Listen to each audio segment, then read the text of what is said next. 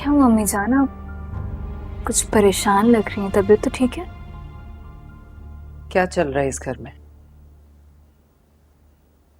उफ, कहीं इस बुढ़िया को भी अपने बेटे की तरह मुझ पे शक तो नहीं हो गया?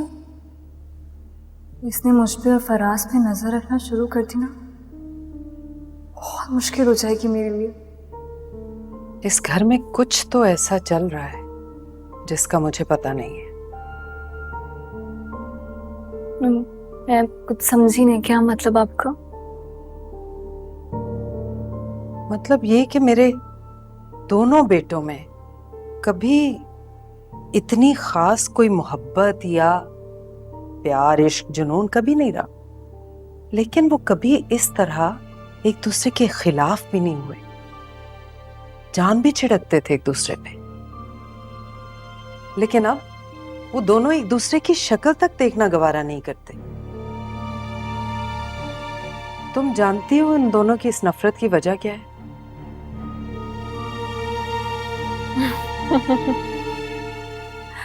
इसका मतलब आपको नहीं पता?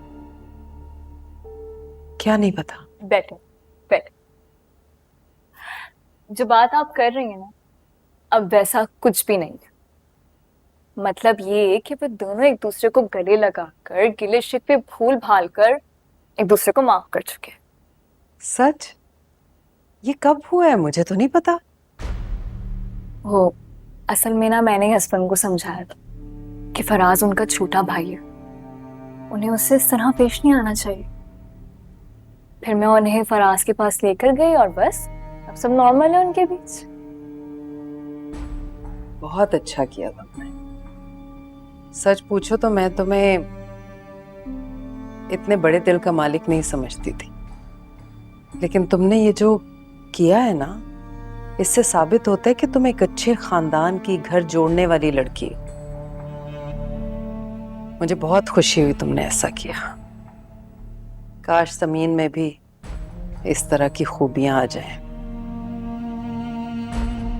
अच्छा ये बताओ, ये कब की बात है? सुबह नाश्ते से कुछ देर पहले की बात है। उसी वक्त मैंने हस्बैंड को समझाया। अच्छा, कैसे हो सकता है? नाश्ते के बाद तो फराज मेरे पास आया था, घर छोड़ने की बात कर रहा था, कह रहा था मैं समीन को लेके अलहदा घर में शिफ्ट हो जाऊंगा। अगर नाश्ते से पहले की बात तुम बता रही हो और उनका झगड़ा खत्म हो गया था, तो फिर उसने ये सब बातें क्यों की मुझसे? घर में शिफ्ट हो जाए समीन के साथ?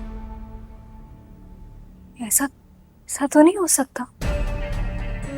मैं तो खुद बहुत परेशान हो गई थी सुन के, और तुम मुझसे कह रही हो कि सब ठीक हो गया।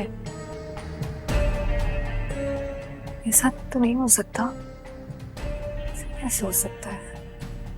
कैसे हो सकता है?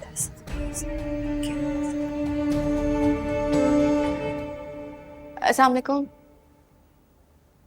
वालेकुम। वालेकुम अस्सलाम। इतनी देर देर लगा दी तुम लोगों ने? ये वक्त है आने का? वो असल में अम्मी ने फराज के लिए खाना बनाया था, उसके बाद बातों में टाइम का पता नहीं चला। अच्छा, ये नहीं दावतें उड़ाई जा रही हैं ससुराल में? नहीं, अम्मी दावत दी थी, बस लाइट सा खाना था। हम थक गए, मैं कमरे में जा रहा हूँ ब्रश करने जरा सा, तो फिर बाद में मुलाकात होती है। बैठ के बातें करने मत लग जाना। ऊपर चलो, कमरे में रेस्ट करो। कम।